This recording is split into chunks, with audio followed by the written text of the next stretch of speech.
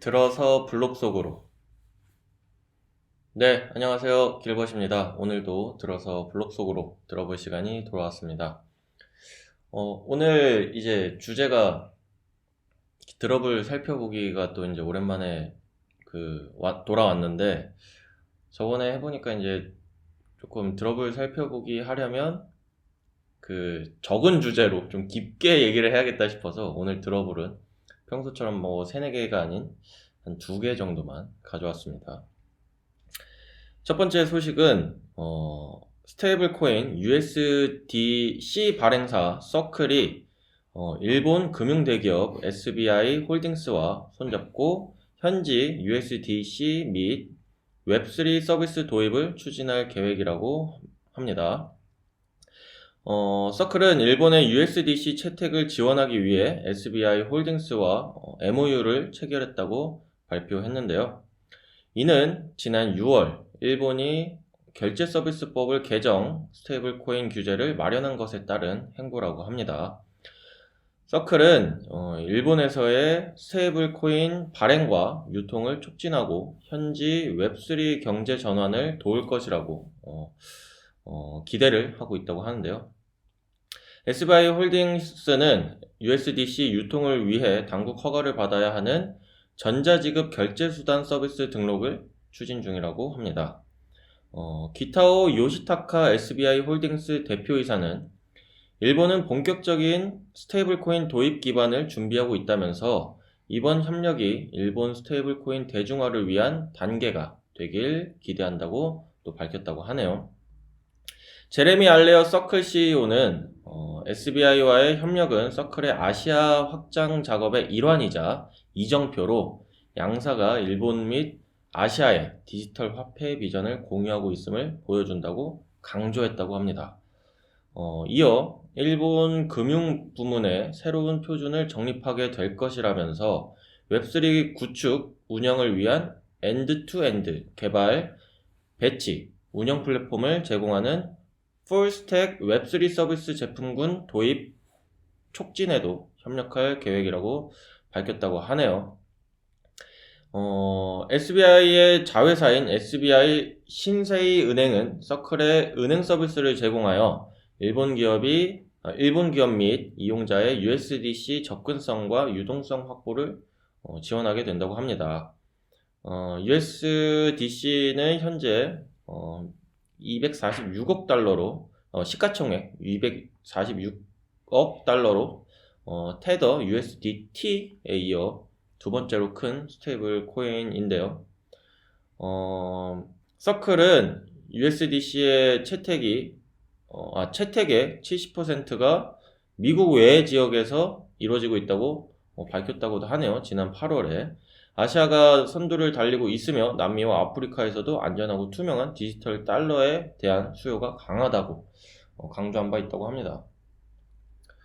네, 이게 사실 안전하고 투명한 디지털 달러에 대한 수요가 아시아에서 강한 거는 맞는데, 이게 왜 강한지에 대해서는 사실 언급이 없어서 조금 이제 그거에 대한 이제 여러분들의 생각도 좀 중요할 것 같습니다. 왜냐면 USDC가 우리나라에서 유명하잖아요. USDC, USDT 다 유명한데, 과연 이게 뭐 때문에 지금 사람들이 관심을 갖느냐라고 봤을 때는 저는 개인적으로 그냥 투기 이 목적이라고 보거든요. 근데 이제 안전한 디지털 달러든 화폐든 화폐의 기능을 하려면 결국에는 어딘가에 쓰여야 되는데, 쓰이지 않고 이제 돈 불리기에만 이용이 된다면 그게 정상적인 수요라고 볼 수는 없지 않을까 조심스럽게 생각해 봅니다. 자, 다음 주제로 넘어가 보겠습니다. 유럽연합이 중앙은행 디지털 화폐 CBDC 관련 입법을 추진하고 있는 가운데 청문회를 열고 전문가 견해를 청취했다고 합니다.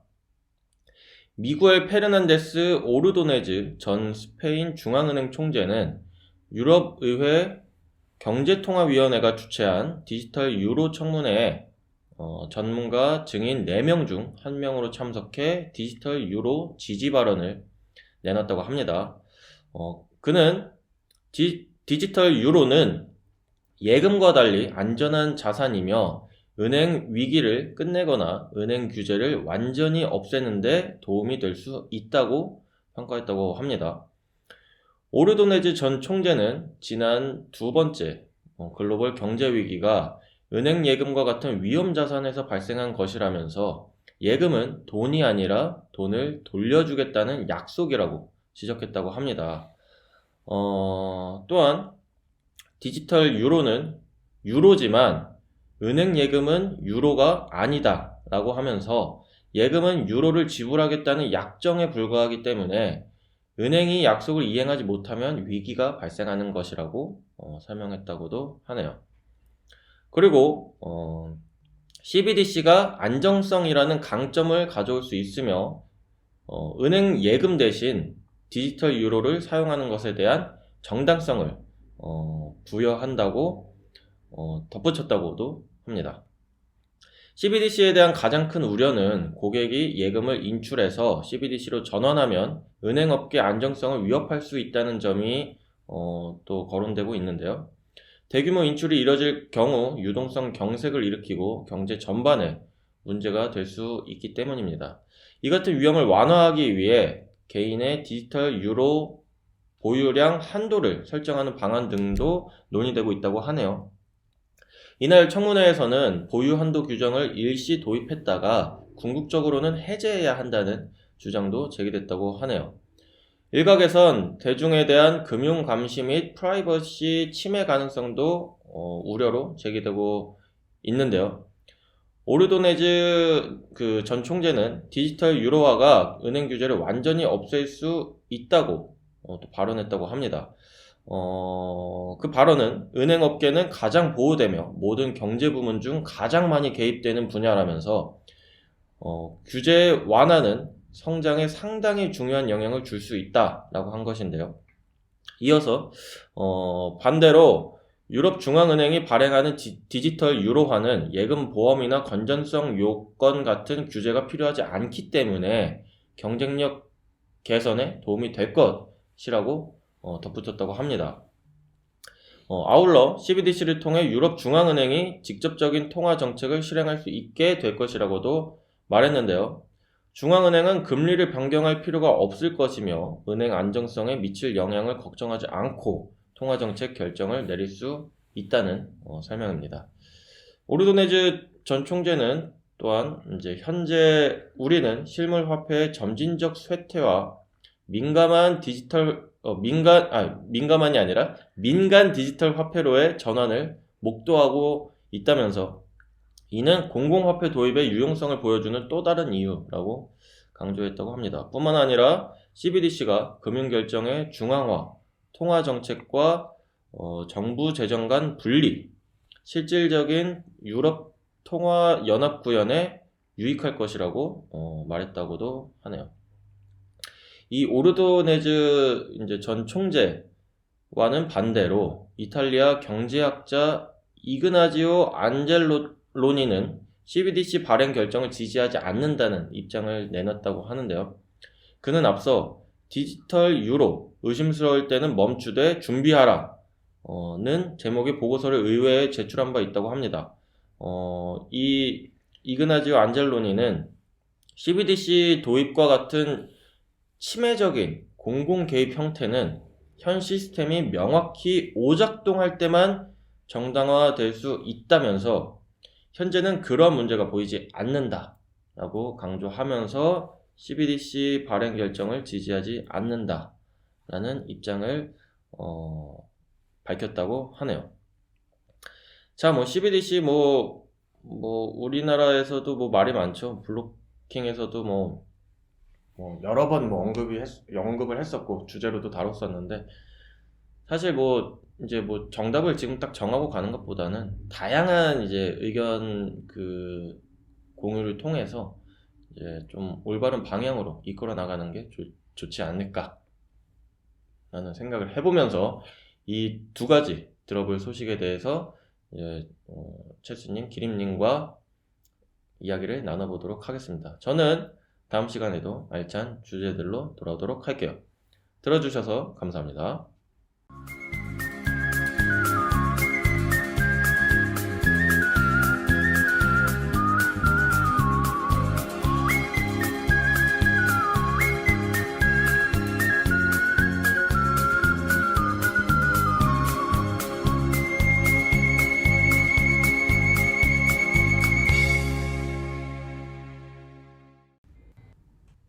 네, 블록체인 정보통 블로킹 328화 오늘도 채스님, 기린님 나와 계십니다. 안녕하세요. 안녕하세요.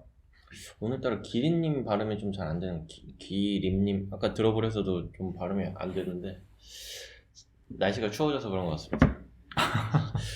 한 주간 또 어떻게 보내셨습니까? 저는 이제 또 저기 스크린 한번 치러 갔고요. 네. 스크린 치러 가면은 편해서 좋은데 또 이제 공 날아가는 게 안 보이니까 또 스멀스멀 이제 또 필드 한번 나가고 싶다는 게 생각이 좀 드네요. 이 추위에 필드 나가면은 필드 한번 나가면 그래도 한 3시간 있지 않나요? 4시간 있는데 그러니까 네. 한 사람당 1시간 정도 친다고 보면 되는데 중요한 게 저도 안 가봤는데 이 여름은 땅이 좀 질척해가지고 공이 멀리 안 나가는데 겨울엔 땅이 딱딱해서 비거리가 많이 나간대요. 또 그런 맛이 또 있다고 하더라고요. 왜 비거리가 많이 나가나? 땅이 딱딱해서. 딱딱해서. 딱딱해가지고, 그러니까 공이 질척질척하면 이렇게 떨어지면 잘 안 굴러가는데, 땅이 딱딱하면 탕탕 튕겨나가잖아요. 그런 어떤 요행을 바라고 나가야 아니, 그러면은 이제 타수가 줄어드니까. 타수가 줄어드니까. 네. 그러면은, 그거를 이제 정식 실력으로 인정을 하는 건가요? 아니면 이제. 하죠. 하는 건가요? 근데 스크린도 스크린인데 또 이제, 제가 또 최근에 이제 좀 생일이어가지고, 네네네. 좀 성대하게 좀 생일 파티를 좀 했는데, 네. 이 기리님이 골프공을 선물 주셨더라고요. 진짜요? 어이고, 기린님이 사실 이제 생일 잘 챙기셔가지고 하는데 이제, 그런 깜짝 선물을 또 하셨을 줄은 몰랐네. 아니, 이게 사실, 이제, 제 근황도 채스님 생일 파티 한 게 단데, 네. 그때 채스님 생일 파티를 하니까 이제 재밌더라고. 근데 작년에는 이제 기린님이랑 같이 했는데, 이번에는 이제 기린님이 또 여행을 다녀오셔서 못해가지고, 아쉽다, 이렇게 생각을 했는데 또 이런 깜짝 선물로 또 대신 하셨군요. 아니, 제 기억에 남는 게 지금 호프집에서 노래를 틀어줬는데 옆 테이블이 더 신나게 춤을 춰가지고 저도 얼떨결에 이제 네. 그리고 이제 케이크를 거기 있는 분들한테 한 조각씩 드리려고 그랬는데 이제 옆 테이블에 사람이 많아가지고 반을 드리고 다른 테이블 가보니까 숨어있는 분들이 많이 계시더라고요. 네. 이걸로 안 될 것 같아서. 그렇죠. 그리고 저 구석에 계신 분은 그 노래 나올 때 그냥 본인들 할 얘기 하셨어요. 그래서 안 드셔도 되니까. 아무튼 즐겁게 보낸 것 같습니다. 일단 뭐 생일자가 뭐 좋았다고 하니까 이제 뭐 같이 놀았던 사람으로서 좋은 하루를 보낸 것 같습니다. 저는 가족끼리 베트남 여행을 다녀왔어요. 네네. 그래서 이제 거기서 이제 신선한 매연을 많이 마시고 왔다. 매연? 네. 그래가지고 오토바이가 상상할 수 없을 정도로 많아가지고 깜짝 놀랐고. 저는 이제 뭐 고수 이런 거 아예 못 먹진 않아가지고 음식을 먹을 수가 있었는데 이제 부모님께서 아예 못 드셔가지고 딱 처음에 한 입 드시더니 똥 냄새가 난다. 그러셔가지고 이제 똥 냄새? 그래가지고 베트남이 그래서 이제 최대한 안전한 음식들을 찾아다니면서 먹었습니다. 베트남은 사실 저는 옛날에 가봤는데 그때는 이제 가족여행 패키지 여행으로 가가지고 근데 이번에는 자유여행으로 다녀오신 거예요? 그렇죠. 네. 그러니까 이 해외여행은 저도 이제 뭐 가족여행으로밖에 많이 안 다녀봤으니까 근데 가족여행으로 가게 되면 보통 이제 패키지 여행을 많이 가잖아요. 이 여행사 끼고 가는 경우가 많은데 자유여행으로 한번 가보고 싶다 이 생각이 좀 문득문득 들 때가 있어요. 저는 자유여행을 무지하게 많이 다녀본 사람으로서 자유여행이 로망과 낭만이 한국에서만 있어요. 가면은 다 귀찮아. 아니 채스님 성향은 이제 막 좀 이것저것 많이 하는 성향이라서 그럴 수 있는데 저는 자유여행이라고 해봤자 그렇게 막 빡센 그런 일정을 잡질 않기 아니 그 때문에. 일본도 자유여행으로 저기 가가지고 그 나고야 여관에서 야동도 보시고 했잖아요. 그렇죠. 그러니까 오해하시면 안 되는 게 거기 이제 그 게스트하우스 그 어르신이 제1교포신데 이제 한국인이라고 하니까 이런 곳에 왜 한국인이 오냐 이러면서 뭐 처음 봤다. 한국말로요? 네.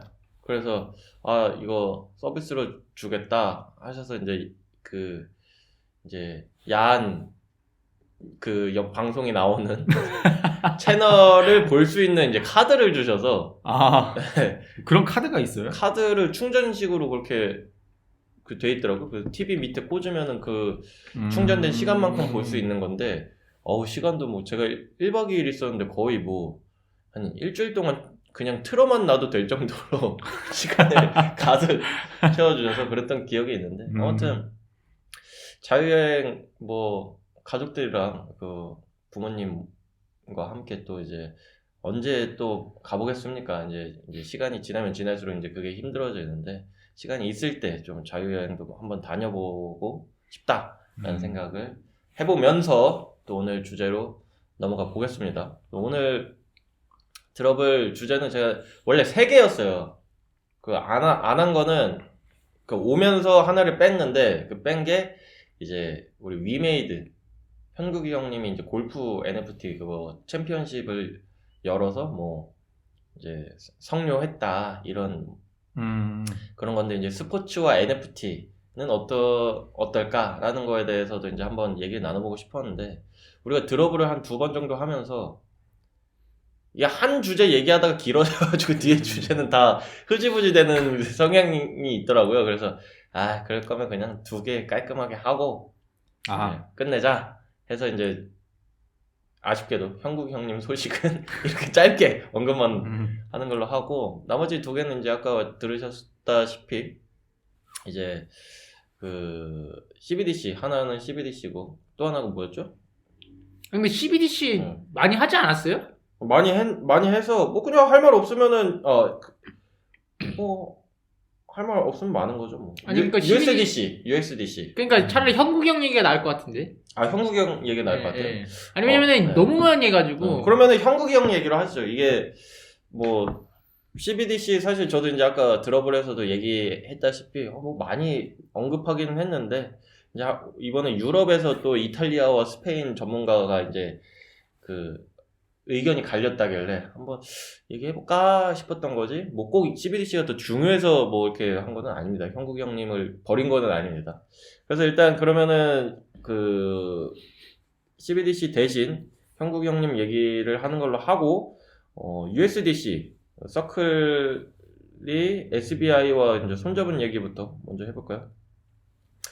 일단 그 USDC가 일본에 이제 상륙을 해서 뭔가 일본 SBI 산하 이제 신세이 은행이라는 곳에서 이제 뭐 그거를 뭐 스테이블 코인을 사고 팔고 이제 뭐 이렇게 거래하고 유통할 수 있는 거를 뭔가 지원을 해주겠다 뭐 이런 취지인 것 같은데 사실 저는 이제 이걸 보고 어떤 생각이 들었냐면 요즘 엔저 현상이 진짜 역대급이잖아요. 그래서 너도 나도 지금 막 엔화를 막 사재기하고 이걸 막 재테크 수단으로 하고 있는데 이런 그 사회적 그 현상이 좀 반영이 돼서 좀 엔저 현상을 지금 그 막을 차선책으로 USDC를 뭔가 좀 보고 있는 게 아닐까 이런 생각을 좀 해봤어요. 사실 어떻게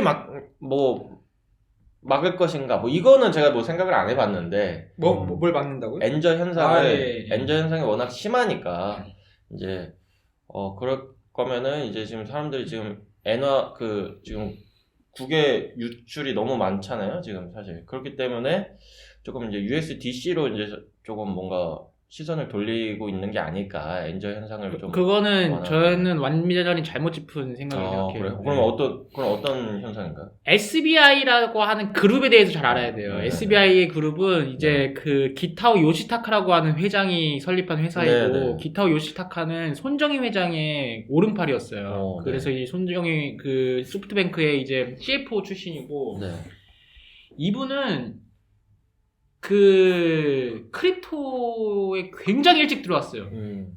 특히 이제 국내 이제 투자한 회사 중에 이제 코인플러그 네. 2015년도, 그러니까 2013년도 설립한 코인플러그에 엄청나게 빠르게 투자를 했고, 그 SBI 블록체인 검색해보면은 각종 이제 JP모건 연합체라든지 뭐 네. 엄청난 곳에 그 다 하이퍼레저, 뭐 예전에 한창 뭐 코다 이런 다 들어가 있어요. 그러니까 엔저 현상이랑은 전혀 상관없고 이런 쪽에 네. 주도권을 잡고 싶어하는 회사긴 회사예요. 그리고 네. 대표적으로 이제 그 코인플러그에 투자하고 해외 송금을 위해서 SBI 코스먼이라고 하는 조인트 벤처까지 만들었어요. 네네. 그러니까 SBI 그룹이 엔저 현상 해소하기 위해서 USDC를 이제 한다기보다는 지금 네. 일본 자체가 여기 크립토를 굉장히 지금 개방적으로 지금 생각을 하고 있거든요. 우리나라랑 완전 정반대로 진짜 전 세계에서 가장 이제 핫한 이제 곳 중에 하나라고 될 만큼. 세금은 근데 엄청 때리잖아요. 네, 그러니까 합법화를 할 그 생각으로 해서 이제 이 크립토를 지금 장려하고 있는데 SBI도 지금 거기에 발맞추는 것 같아요. 그리고 USDC도 지금 미국에서도 계속 이제 여러 이슈들이 있는데 이제 일본 쪽에 이제 기회를 이제 엿보고자 이제 진출을 하는 거고요. USDC도 네. 지금 스테이블 코인 자체 규제라든지 경쟁자들이 많기 때문에 그래서 일본과 지금 이 핏이 맞는 거고, SBI 같은 경우도 이제 뭐 지금 현재 금융 인프라를 역전할 수 있는 지금 일본에서 이미 지금 밀어주고 있기 때문에 그런 인프라가 지금 만들어지고 있단 말이에요. 그러니까 지금 우리나라 은행들과는 완전 반대죠. 우리나라 은행은 기존에 있는 그 크립토 회사들 다 지금 쳐내고 있는 와중인데 SBI는 옛날부터 계속 이제 그 돈을 쏟아붓고 있단 말이죠. 그러니까 SBI 같은 경우가 이제 원래 자기 페이스대로 지금 사업을 하고 있는. 원래 하고 있었던 건데 사람들이 잘 모르고 있다가 이제 지금 이제 뭐 장이 많이 꺼져 있는 상황에서 SBI가 그냥 늘 하던 대로 했을 뿐인데 그냥 눈에 다 죽었으니까 이렇게 수면 위로 오르는 거고, SBI 블록체인 검색해보면은 프로젝트들이 굉장히 많아요. 투자한 회사도 많고. 근데 이제 그런 SBI의 어떤 이제 그 성향이라면 USDC가 아니라 이제 일본의 스테이블 코인을 자기네들이 발행을 할 법도 한데, 그렇잖아요. 뭔가 그런 패권을 쥐려면 그 미국 달러의 그 스테이블 코인을 자기네들이 사와서 유통을 시킬 게 아니라 자기네들 거를 만들어서 이렇게 유통을 시켜서 이제 사람들이 많이 사가게끔 이렇게 좀 할 법도 한데 그렇게는 또 하고 있지 않단 말이죠. 근데 이게 이 SBI 그룹은 백본을 이제 만드는 지금 작업을 하고 있는 거라고 봐요. 그러니까 이제 그 스위프트망이 자기네들 송금 시스템 만들었는데 거기 위에다 자기들 코인을 발행하진 않잖아요. 백본을 장악하게 되면 이미 자기네들, 그래서 스위프트가 다 독점하고 있는 것처럼 이미 이제 SBI가 그런 금융 네트워크를 만들고 있으면은 자기 발행 코인을 굳이 만들 필요가 없는 거예요. 왜냐면 여기서 다 유통되니까. 그러니까 플랫폼사가 자기 제품 안 만들잖아요. 쿠팡이 PB 상품 가끔 내긴 하지만은 이미 쿠팡 위에서 다 이제 판매를 하고 있는데 굳이 쿠팡이 자기들만의 상품을 만들어서 유통시킬 이유가 없는 것처럼 얘네들이 코인을 굳이 안 만들어도 백본을 장악하게 되면은 이미 이제 여기를 거치지 않으면 안 되니까. 그러니까 오히려 현명한 거죠. 미국에서 지금 그 자리 잡고 있는 서클이랑 제휴를 하면은 미국에서 서클 유저들을 다 데려올 수 있잖아요. 그쵸. 그러니까 그걸 선택한 거죠, SBI. 그러면은 앞으로 이제 SBI가 뭔가 좀 스테이블 코인 거래소처럼 뭔가를 하나 세울 수도 있겠네요. 그런 플랫폼을. 가능성이 있다고 보고요. 어쨌건 이게 USDC나 이게 그 얼마 전에 9월인가에 USDC 창업자가 인터뷰한 게 있었는데 자기들이 잘 성장할 수 있었던 이유는 규제를 잘 지켰기 때문이라는 얘기 한 적이 있어요. 그러니까 이 스테이블 코인이 사실은 가장 어려운 게 이 규제를 어떻게 할 것이냐에 대한 이슈 같아요. 사실 다른 코인들은 그냥 무시하고 막 이렇게 하는 경우들이 있는데 어쨌건 이 스테이블 코인들은 그 나라에서 좀 어쨌건 그 나라의 법정 통화가 가장 긴밀하게 연결되어 있는 코인이잖아요. 그래서 뭐 다른 테더나 이런 것들 문제 많이 생길 때 USDC 같은 것들은 굉장히 그 규제를 많이 준수하고 있는 그 단체이고 얼마 전에 인터뷰할 때도 그런 얘기를 막 하더라고요. 그래서 이제 그 미국에서 성장할 때에도 미국에 대해서 하는 얘기도 그런 인터뷰는 참 보기 힘든 인터뷰인데 규제가 명확히 잘 되어 있어서 성장할 수 있었다. 이런 얘기들을 하더라고요. 이게 참 네. 보기 힘든 이야기인데 이제 일본도 이제 규제가 명확히 규정되어 있는 나라다. 그래서 뭐 일본에서도 뭐 할 것이다. 이런 얘기들을 하더라고요. 어쨌든 세금이 뭐 높건 말건 어쨌건 지금 액션을 할 수 있는 상황이 되었으니까 그런 것 같고 SBI 쪽에서도 사실은 이제 당연히 뭐 스테이블 코인 발행하려는 것들을 내부 논의했을 것 같은데 어쨌건 일본 내부에서만 그게 돌기 위해서 스테이블 코인 하는 거는 조금 이제 그 회사 입장에서는 이거 사이즈가 작을 수도 있다. 네. 이제 결국 글로벌로 이제 이거를 돌려야 되는데 네. 그럴 때 이제 다른 나라에 대한 규제 리스크라든지 이런 거 봤을 때는 아직까지는 이제 서클 쪽에 USDC를 사용하는 게 리스크도 적고 시작하기 좋다. 이렇게 생각한 게 아닌가 싶긴 해요. 네. 그 와중에 테더는 또 외면을 받았네. 1위 어떻게 보면 이제 1위는 시가총액 1위는 테더인데 테더보다 이제 서클을 선택하게 된 게 이제 기린 씨가 말씀하신 대로 규제를 잘 지키는. 네. 근데 뭐 시총이야 뭐 발행량만 늘리면 뭐 하긴 그거 그렇죠. 그렇게 되는 건 사실 크게 의미 없고 그게 유통과 그 다음에 이제 그게 실제 어떻게 쓰이느냐를 좀 분석. 거래량은 어디가 더 높은지는 모르겠네요. 거래량은 또 다를 수 있죠. 시총이 높다고 꼭 거래량까지 높은 건 아니니까. 요새는 거의 USDC가 거의 장악하고 있잖아. 네. 그러니까 대부분의 신뢰성 높은 스테이블 하면은 USDC 뭐 나오는 것 같고 이제 예전에 뭐 제미니 이런 것도 한 점 얘기 나오다가 네. 요새는 거의 뭐 USDC 위주로 돌아가는 것 같아요. 뭐 음. 테더도 뭐 다 워낙 원래 많이 쓰였으니까 있긴 네. 하는데 좀 이게 신뢰성 있는 스테이블로는 거의 USDC 얘기가 많이 나오는 것 같아요. 그리고 USDC는 이제 또 코인베이스 음. 와의 그런 게 있으니까 또 관계가 있으니까 서클이랑 같이 하는 거는 여러모로 이제 좀 좋은, 그러니까 테더보단 좋은 선택지가 될 수 있을 것 같아요. 사실 코인베이스도 지금 뭐 규제 잘 지키기로 이제 유명한 거래소고 본인들도 이제 그런 걸 기반으로 해서 좀 안정적으로 운영을 하려고 하는 거래소다 보니까 사실 지금 바이낸스가 여러모로 이렇게 두드려 맞고 있는 상황에서 많이 관심을 받고 있는데 그런 상황을 생각해 보면 서클이 좋은 선택지 같다. 이런 생각. 일본도 사실은 이제 SBI가 좀 그래도 대단한 게 이렇게 네. 진보적으로 이 IT 인프라를 도입하려는 것 자체가 네. 그러니까 이 블록체인 인프라 해보려는 것 자체가 좀 네. 높게 평가하고 싶고 왜냐면은 이제 일본 뭐 지난번에 코로나 때도 그랬는데 네.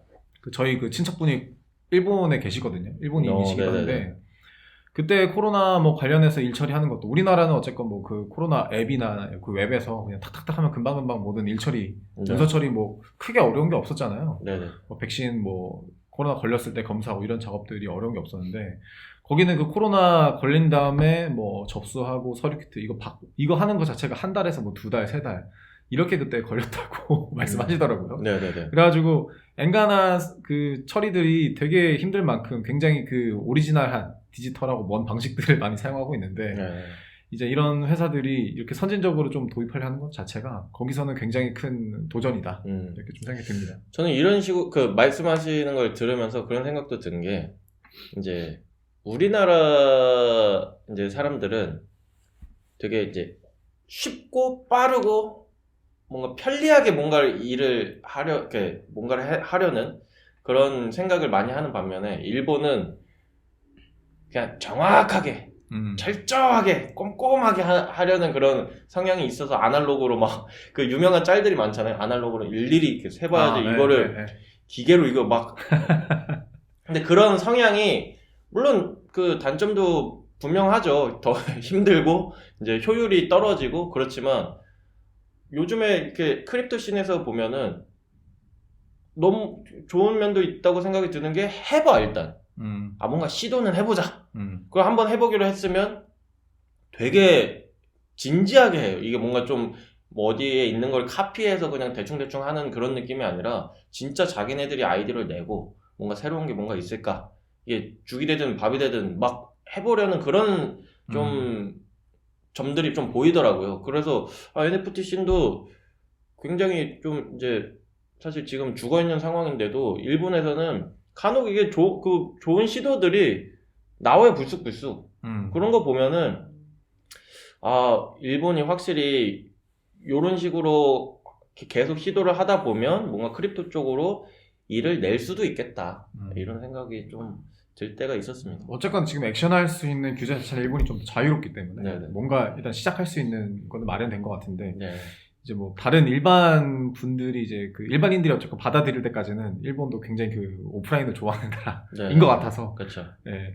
그거는 조금 이제 시간이 걸릴 수도 맞아요. 있다. 네. 그러니까 시도를 많이 한다고 꼭 이제 사람들이 받아들이는 건 아니니까 그렇죠. 네, 계속 뭐 보여는 주지만 사람들이 대중들이 외면할 수도 있어요. 그러니까 뭐 어떻게 될지는 모르겠지만 이런 시도 자체는 그래도 좋게 보여진다 이런 생각이 듭니다.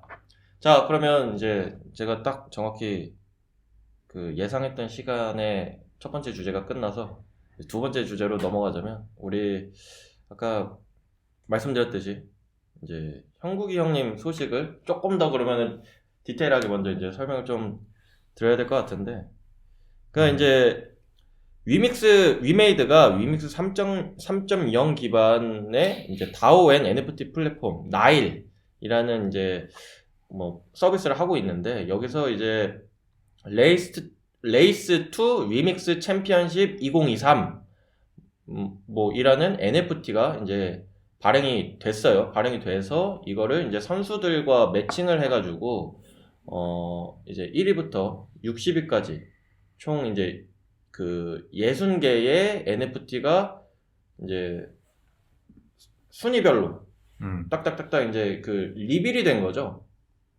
리빌이 돼서 뭔가 이제 이 이제 선수들한테 이 NFT를 뭐 이렇게 제공을 하면서 이제 상금도 위믹스로 주고 네. 그래서 이제 이거를 이제 상금을 위믹스로 주면 좋아하려나? 뭐 그래가지고 선수들은 NFT 이게 받은 거를 소장을 하거나 이제 뭐 소각 그 네이트 스테이션이라는 이제 뭐 나일의 어떤 그런 그 서비스에서 이제 이거를 받은 NFT를 소각해서 위믹스로 또 교환을 뭐 할 수 있다고 뭐 하네요. 그래서 이제 위메이드가 이제 이게 이제 골프인데 이 골프를 이제 그 KLPGA랑 이번에 해가지고 이제 이걸 시작으로 앞으로 다양한 이제 그 스포츠 종목에서 이런 비슷한 NFT 그 컬렉션들을 좀 선보이겠다. 뭐 이런 그 설명을 했는데 뭐 어쨌든 이게 이제 이 기사만 놓고 봤을 때는 뭐 잘 끝났다고 해요. 11월 18일부터 이틀간 해가지고 선수 이제 24명의 선수가 참여를 했고 뭐 잘 했다고 하는데 이게 1위부터 60위까지 주는 건데 24명의 선수가 참여를 했는데 이게 상황리에 개최된 게 맞는지 이제 제가 정확히 이 대회를 모르니까 어떻게 뭐라고 말씀은 못 드리겠지만 중요한 건 이게 좀 약간 이런 것 같아요. 네. 뭐 설명이 더 있나요? 없습니다. 네. 그 스포츠 팬덤이 네. 이제 NFT와 이제 연관성이 많다라고 많이들 얘기를 하는데 그게 사실 선미야 케이스랑 좀 비슷한 면도 있어요. 네. 그러니까 진짜 팬이냐 네. 아니면 코인러냐 좀 네. 이런 게 있어요. 근데 이게 보면은 이제 그 코인이 있어야 되잖아요. 네. 얘네들이 그 만든 플랫폼을 이용하려고 그러면 코인이 있어야 되는데 선미야도 그 NFT 소유자가 팬인 줄 알았더니 팬이 아니었던 거예요. 네. 그러니까 팬들 입장에서는. 네. 그러니까 이원화된 거죠. 오히려 청소년들이 그 코인을 사가지고 뭐 후원을 해주거나 그렇게 되는 네. 건데 이제 그게 아닌 경우. 근데 한편으로는 이제 골프가 이제 선미야랑은 다를 수 있는 부분은 있어요. 왜냐면 골프는 하는 연령대가 높잖아요. 네. 그러니까 골프 치는 사람들이 이제 어느 정도 재력이 있는 분들이 많으니까 재력이 있는 분들은 또 코인 하시는 분들도 있잖아요. 네. 그러니까 그 코인과 진짜 팬덤의 교집합이 가장 해당되는 스포츠라고 그래서 골프를 아마 한 것 같아요. 이거 네. 따지다 보니까 뭐 축구나 이런 야구 같은 경우는 어린 팬들도 많으니까 이제 코인을 살 수 없으니까 이제 그렇게 되는데 네. 이거 같은 경우는 이제 골프 치는 사람들이 돈이 진짜 많이 들어가잖아요. 저도 이제 그렇죠. 골프 배우거나 뭐 나갈 때 돈이 엄청나게 많이 들어가는데 그럼 이거를 칠 수 있는 경제력이 있는 사람들은 코인에 대해서 그렇게 이제 싫어하거나 그러지는 않을 거다. 네. 이제 그러니까 이제 골프 쪽이랑은 좀 잘 맞는데 경제력이 있는 쪽이니까. 근데 골프의 단점은 뭐냐면은 너무 정적이라는 거죠. 예. 그러니까 막 팬덤이 막 모여가지고 막 응원하고 이래야 되는데 이건 신사 스포츠예요. 그냥 한 번 사고 좋아. 그냥 끝이에요. 그냥 막 열광해가지고 막 사고 팔고 막 이렇게 되는 그런 게 아니라 그냥 골프는 선수들 후원도 그냥 한 번 뭐 크게 하면 하고 이제 그냥 끝인 거지. 막 팬덤이 모여가지고 막 술 먹고 그런 팬덤이 아니란 말이죠. 네. 그러니까 이제 그 골프가 그런 이제 코인과의 접점이 있을 거는 같지만은 이제 이 산업 자체가 이제 그 골프로 인해서 이제 NFT의 어떤 그 활성화를 견인할 수 있을 정도의 그 팬덤을 만들기에는 그러니까 기존 골프의 그런 이제 팬덤 자체가 그렇게 크지는 않다. 저의 그 아빠도 골프 보시는데 그냥 가만히 골프만 보세요. 그냥 네. 가만히. 그러니까 뭘 하고 막 펜팔 쓰고 막 그런 팬클럽이 있고 그런 게 아니라 이게 되게 얌전한 스포츠거든요. 네. 그러니까 그런 면에서 골프를 하는 게 좋은 거지. 여기에 이제 크립토의 가지아 분위기와는 또 그거는 맞지 아니라는 않는다. 거죠. 그러니까 교집합을 찾는 게 많이 어려워 보이는데 그래서 뭐 해외 축구 같은 경우는 이제 진짜 돈 많은 사람들이 이제 그 카드를 사가지고 트레이딩하고 이런 것들이 이제 있어요. 근데 거기는 확실히 잘 맞는 것 같아요. 왜냐면 훌리건 문화라든지 그런 그 열광하면서도 거기는 크립토에 좀 자유로우니까 막 트레이딩하고 막 이런 것에 대해서는 이제 그 괜찮은 것 같은데 이제 우리나라는 특성상 이제 그런 것들을 별로 안 좋아하니까 특히 골프는 그런 게 아직 없고요. 저는 이거 보면서 좀 그런 생각이 들었는데 레이스 2 위믹스 뭐 이렇게 해가지고 상금을 위믹스로 줘서 위믹스를 받기 위한 어떤 그 대회 이런 거 취지는 좋은데 여기 NFT는 도대체 왜 써야 하는지가 저는 그게 의문이었어요. 그러니까 아까 이제 그거 아마 응원일 거예요. 그러니까 특정 선수 후원.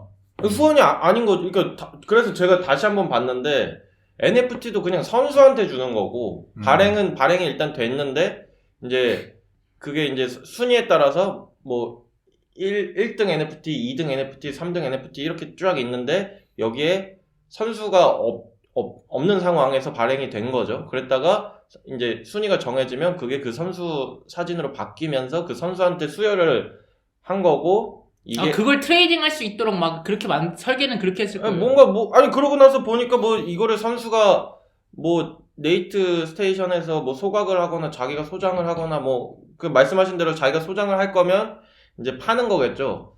근데 사실 선수가 내가 받은 어쨌든 트로피고 상품인데 그걸 사람들한테 팔라고 하는 거가 그러니까 그게 얘네가 구조를 잘못 짠 게 네. 기획사한테 팔았어요. 소속사한테 팔았어야 됐어요. 그거를 소속사한테 그걸 굿즈화 해가지고 뭐 팔아 이렇게 돼야 되는데 그 이런 거죠. 그 손흥민도 에이전트가 있고 다 이렇게 하는 사람들이 있는데 손흥민 기념품을 손흥민 보고 팔라고 하는 거랑 똑같은 거야. 야 너 골든슈 이거 넣어줄 테니까 네가 이거 팔아도 되고 너 갖고 있어도 되고 뭐 그러니까 이런 그게 그 구조가 잘못된 거죠. 이게 P2P라고 해가지고 진짜 제가 항상 강조하는데 진짜 그 P를 개인 P라고 생각하면 안 되는 건데 이게 좀 한 거죠. 그러니까 여기 생각은 좀 그런 것 같아요. 어쨌든 NFT로 된 수익을 선수가 받아가려면 선수 본인이 가지고서 팔든지 해야지 수익을 온전히 가져가니까. 근데 이제 뭐 다른 사람들이 그걸 팔게 되면은 선수가 받아갈 수 있는 상금이 좀 적으니 위믹스도 뭐 많이 못 주겠죠 상금으로.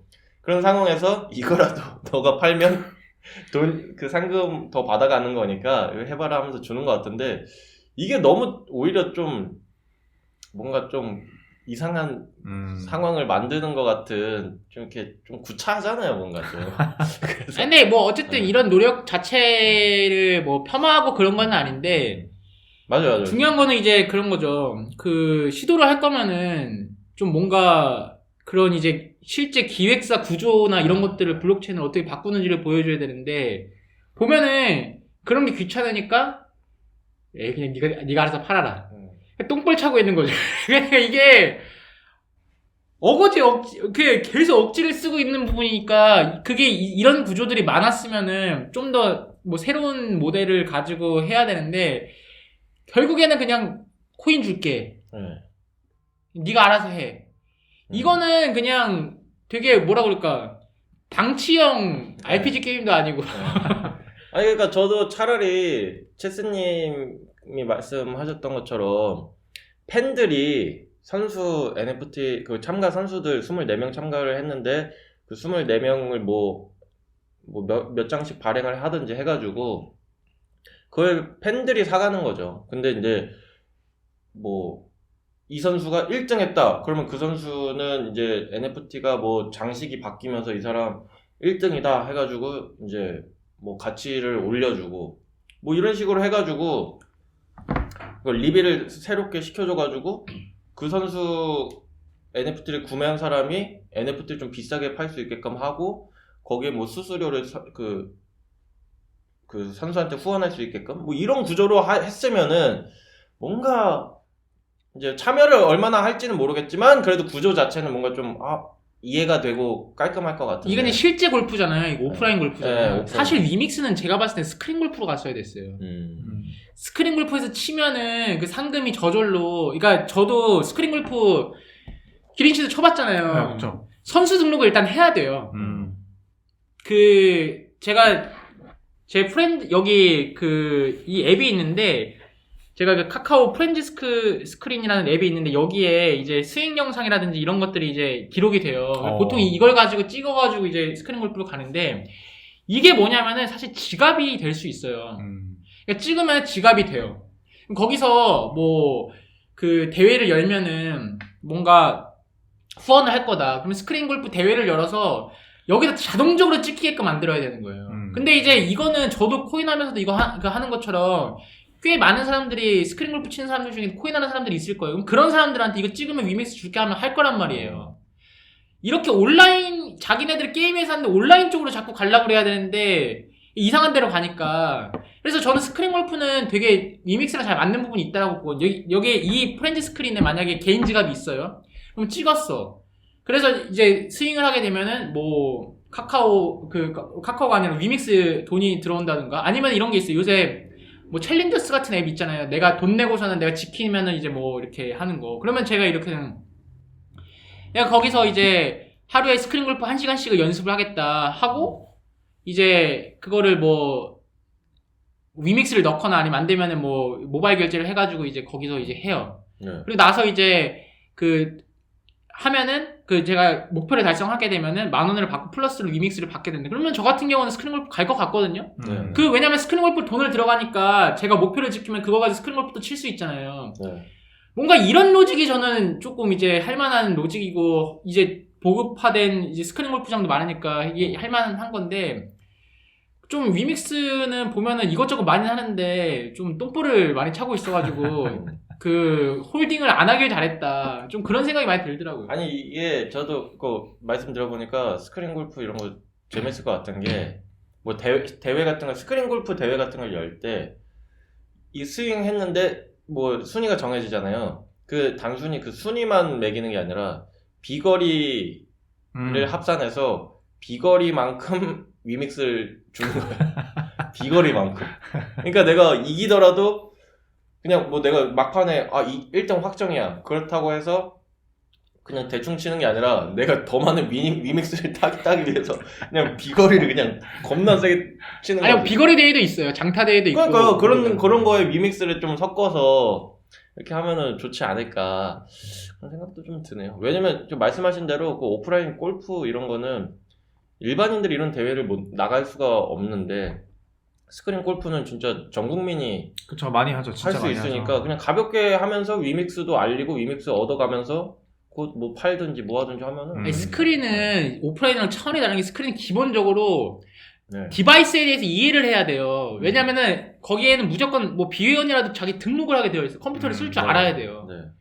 근데 오프라인은 네. 그런 게 하나도 없어요. 특히 스코어 같은 경우도 요새 캐디분이 태블릿에다가 다 적어주거든요. 네. 전화번호만 불러주면 입력해준다고 그러는데 그것도 안 해요. 귀찮아가지고. 그러니까 오프라인에서 설득하는 것보다 스크린이 이미 그렇게 온라인이나 모바일에 특화된 사람들이 거기 다 있는 건데 네. 왜 자꾸 똥볼을 저기다가 왜 저렇게 IT 전혀 들고 그리고 휴대폰 안 들고 가는 사람들도 있고 그냥 자연 좋아가지고 가는 건데 왜 저기다가 위믹스를 들이미는지 이제 이해가 안 갈 때가 많죠. 아니 펴먹을 싫다는 거 저거 똥벌이라고. 뭐 소강용일 수도 있죠. 네. 네. 그러니까 카트라이더에 위믹스를 주는 게 훨씬 낫지. 실제 레이싱 대회에 거기서 위믹스 후원한다 그러면 어떤 그 레이서가 그걸 네. 받겠다고 나가겠어요. 네, 맞아요. 맞습니다. 아니, 그, 사실 이제, 그, 채스님도 말씀하셨듯이, 시도 자체는 너무 좋고, 이 형국이 형님의 장점이 뭐든지 꾸준히 하신다는 게 이제 장점. 근데 그거는 아니겠습니까? 진짜 대단한 네. 것 같아요. 본인 월급으로 계속 위믹스 구매하시고. 아니 이게 저도 이제 이참에서 좀 한 줄 넘방 하려고 그러는데 네, 그럼 한 줄 넘어가세요. 넘방이 페이코인 뭐하냐 보고 배워라. 약간 이렇게 얘기하고 싶은 게 이게 똑같아요. 페이코인도 이제 뭐 가상자산 사업자 뭐 이렇게 해가지고 뭐 안 돼가지고 다시 이제 신고 다시 한다고 하는데 모델이 되게 이상한 거예요. 막 비트코인을 에스크로 해가지고 결제한다? 아니 그 페이코인 그 인프라 확장했으면은 차라리 그냥 위믹스로 그냥 탈중앙화 시켜가지고 그냥 신고 안 하고 그 위믹스도 신고 철회한 상태예요. 네.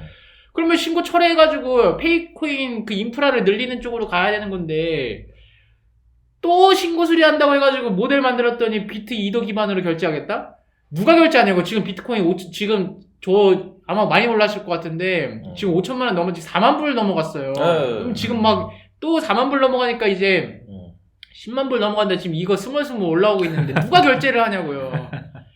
그러니까 페이코인도 좀 그 똥볼 그만 차고 좀 정신 좀 차려가지고 하면은 괜찮을 것 같아요. 근데 이제 자꾸 뭔가 고집들이 있어. 웹3만의 뭔가 고집이 있어. 그러니까 자꾸 그러다 보니까 그런 고정관념. 왜 P2P의 P는 꼭 개인이어야 되니까 소속 에이전트한테는 주면 안 돼. 서드파티를 없애야 되니까. 선수 팔래. 저도 제 기념품 저한테 주고서는 이거 알아서 파세요. 누구한테 팔으라고 이거를. 자, 선수가 이런 거 있잖아요. 아니, 손흥민이 축구만 열심히 해야 되는데 자꾸 와서 장사를 해. 그럼 누가 손흥민 팬이에요? 이런 거죠. 아니, 결국에 그 선수한테 줘도 그 선수가 본인 소속사한테 이거 좀 팔아줘, 그러니까 이제 좀 뭔가 자꾸 그런 고정관념에서 좀 벗어나야 될 것 같아요, 이제. 네. 알겠습니다. 저 같은 경우는 이제 이렇게까지 하는데 안 되면 뭐라 하면 안 된다. 그러니까 저도 뭐 이렇게 막 어울리지 않다 뭐 이런 얘기는 했지만 그거는 진짜 객관적으로 봤을 때 이번 시도가 좀 어떤 것 같다라는 그냥 개인적인 생각인 거지. 이거 뭐 시도 너무 좋죠. 그래서 이렇게까지 막 이것저것 막 하는데 그럼에도 불구하고 실패했어. 저는 이 형국이 형을 실패자라고 얘기하고 싶지 않습니다. 아니 실패자는 아니죠. 네. 저는 그 실패라고 얘기 안 했어요. 이거 채스님 얘기한 게 아니고, 그러니까 저도 이제 똥볼은 똥볼인데. 저도 찔려서 드리는 말씀인데 아무튼 실패자라고 생각하고 싶지 않고 뭐라도 뭔가 될 것 같다는 생각이 들지만 그렇게 안 돼도 저는 박수 쳐주고 싶다. 딱 이거 들으니까 짧게 저 한 줄로 하나 더 할게요. 진짜 짧아요. 5스타즈 코인 0.3원. 그래도 가치가 남아있는 게 나아요. 뭐 어쨌건 가격이 있네. 네, 가격이 있네. 0.3원이 네. 3원도 아니고. 그러하네. 저는 규제를 칭찬하는 인터뷰는 처음 봤다. USDC 이제 뭐 한번 언급한 거고. 네네. 네, 처음은 아닐지도 모르겠는데 아무튼 정말 보기 드문 규제를 칭찬하는 인터뷰였다. 그렇죠. 그 규제 얘기가 나왔었죠. 그래서 참 우리나라에서는 규제 잘 지키는 기업이라고 하면은 좀 너무 고지식해 막 좀 요런 좀 이미지가 없지 않아 있는데 그 조금 편법도 좀 써가면서 해야지 좀 이런 건데 또 사실 규제 잘 지킨다고 하면 욕할 거는 아니니까 여기서 봤을 때는 또 오히려 그게 장점으로 보였던 것 같고 여러 가지 장단점들이 있는 것 같습니다. 네, 그럼 오늘 블로킹 328화는 여기서 마치도록 하겠습니다. 다음 주에도 또 다음 주라고 하긴 좀 뭐하지만 아무튼 또 다음 화에서 좋은 소식들로 돌아오도록 하겠습니다. 두 분 고생 많으셨습니다. 감사합니다. 감사합니다.